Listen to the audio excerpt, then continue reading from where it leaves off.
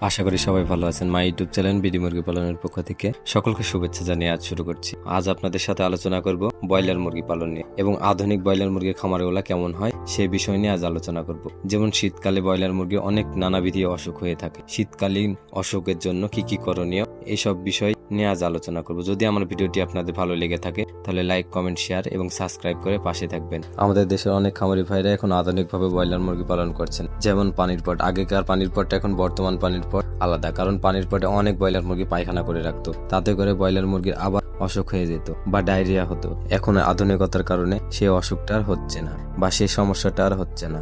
যেমন লিটার একবার থেকে দুইবার উল্টানো হলে দিনে মুরগির জন্য ভালো। দিনে অন্তত একবার লিটার উল্টাই দিলে সবচেয়ে ভালো হয়। সবসময় খেয়াল রাখতে হবে আপনার মুরগির ঘর যেন পরিষ্কার পরিচ্ছন্নতা থাকে। পরিষ্কার পরিচ্ছন্নতা ঘর থাকলে মুরগির অসুখ হয় না। সবসময় মাথায় খেয়াল রাখতে হবে খামার যেন সবসময় পরিষ্কার পরিচ্ছন্নতা থাকে। মাঝে মধ্যে লিটার চেঞ্জ করে দিতে হবে। লিটার দেখে বুঝতে হবে লিটারের অবস্থা কি। লিটার যদি খারাপ হয়ে যায় তাহলে খুব শীঘ্রই এবং খুব তাড়াতাড়ি লিটার চেঞ্জ করে দিতে হবে। লিটার যদি আপনি না চেঞ্জ করেন তাহলে আপনার মুরগির অসুখ হতে পারে।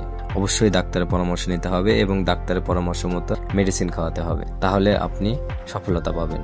খামারে যে অসুখই আসুক না কেন, আপনি যদি ডাক্তারের পরামর্শ মতো ওষুধ এবং টিকা খাওয়ান তাহলে আপনার ব্রয়লার মুরগির রোগ প্রতিরোধক ক্ষমতা ব্রয়লার মুরগির রোগ প্রতিরোধক ক্ষমতা কম হওয়ার ফলে অনেক খামারি ভাইরা বুঝেন না এবং ডাক্তারের পরামর্শ না নিয়ে সঠিকভাবে ওষুধ খাওয়ান না, তাতে করে আপনাদের ব্রয়লার মুরগি মারা যায়, এতে করে আপনার লসে পড়ে। সবসময় এগুলা খেয়াল রাখতে হবে, তাহলে আপনার ব্রয়লার মুরগিতে লাভ হবে। যদি আপনি সঠিকভাবে ওষুধ এবং আপনি যদি সঠিক রোগ চিহ্নিত করতে পারেন এবং সঠিকভাবে ওষুধ খান তাহলে অবশ্যই আপনার ব্রয়লার মুরগিতে লাভ হবে। আজ এ পর্যন্ত, সকলকে ধন্যবাদ জানিয়ে শেষ করছি। আমার ভিডিওটি যদি আপনাদের ভালো লেগে থাকে তাহলে লাইক, কমেন্ট, শেয়ার এবং সাবস্ক্রাইব করে পাশে থাকবেন।